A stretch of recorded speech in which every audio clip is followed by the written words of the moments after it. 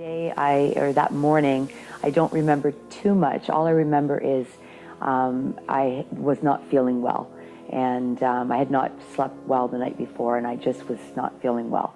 And I remember saying to my husband, I'm just having a really difficult time breathing, and I just don't feel well. And the last thing I remember is that me thinking to myself, I'm going to pass out, and then I don't remember anything after that. Really early in the morning, my stepdad had come downstairs to tell me that the paramedics had been called and that Mom was having trouble breathing. By the time I got upstairs, she had started to go blue a little bit in the lips, and a couple seconds later she had lost consciousness and fell down to the floor. And my stepdad at this point was outside waiting for the paramedics to come, so I hollered out to him, and Drew was coming out, I guess, to get the paper, and he ran over to begin CPR. So there's a lot of commotion, a lot of neighbors, a lot of activity, and I came back in, and Drew was working with the firefighters to try and revive Kathy. And I was trying to keep Danielle composed, and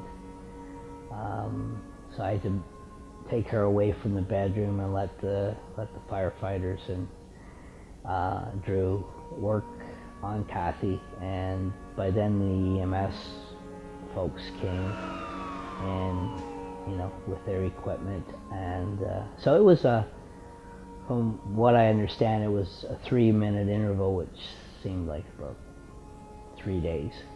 So that day has definitely changed our family's kind of life. We all worry a lot more now, and I think it's something that sticks with you, so you get nightmares, and it's a traumatic event, so it's definitely something that you think about like a lot, and it definitely does affect your day-to-day activities. But there's no payment.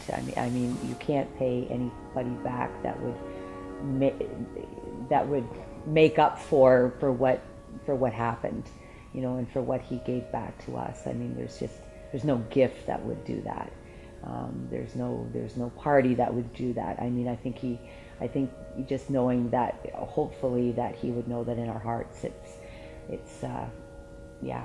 it'll always be there. And no matter where our paths cross, or people move, they come back, they lose touch, he'll always be there. You feel very safe.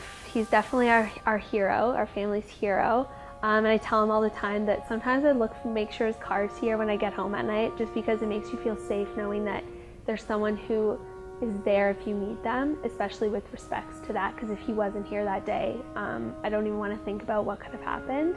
So it's definitely a security blanket to know that you have someone like Drew next door.